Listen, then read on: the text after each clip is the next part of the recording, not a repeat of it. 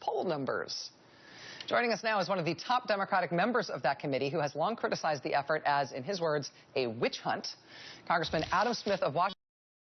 Sir, thanks very much for being with us. I appreciate your time tonight.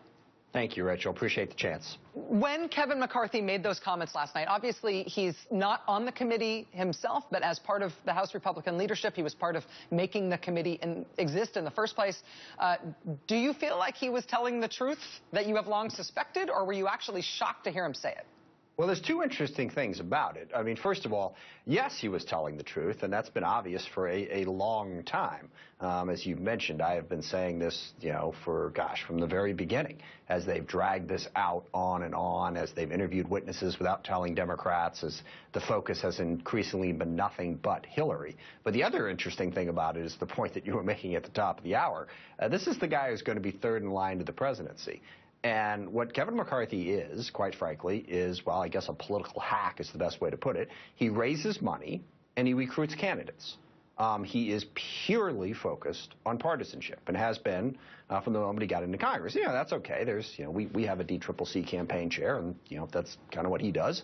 But now he's going to be Speaker. And the fascinating thing is he didn't realize that he was talking to a different audience. I'm sure that's the answer that he gives at Republican fundraisers all across the country. Right. But he's Speaker. He's supposed to be caring about policy. And to blatantly give, what we've all known was the truth for some time, it's distressing that it's the truth. No question about that. But it is equally distressing that we have someone who is about to be Speaker who doesn't know any better than to not say it on national television. So it was a fascinating moment. In terms of what happens next here, I remember thinking when the Republicans first created this committee and Democrats were faced with the decision about whether or not they were going to participate in something they believed was a farce from the beginning. It was a difficult question for the Democrats whether or not to actually put Democratic members on this committee and appearance of bipartisanship simply by your presence. Do you think it was either a mistake for you to be there from the beginning, or do you think that you all should quit now?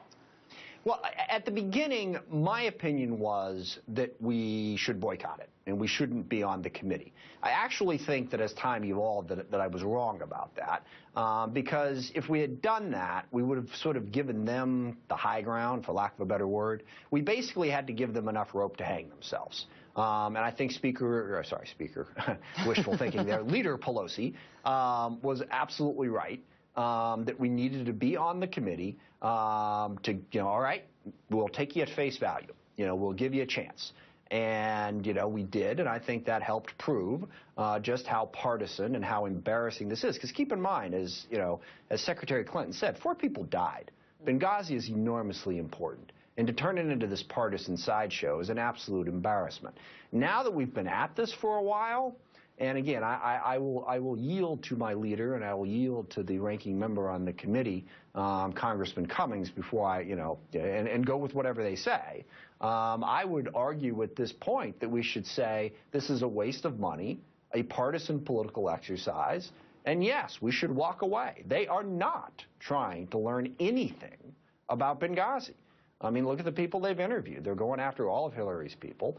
They're not focused at all on what happened in Benghazi, which means that the committee is a joke, and I think Democrats ought to call it what it is and say we're not going to participate in this anymore. That's my initial reaction, but I'll listen to my leadership on this, and perhaps they will again have greater wisdom.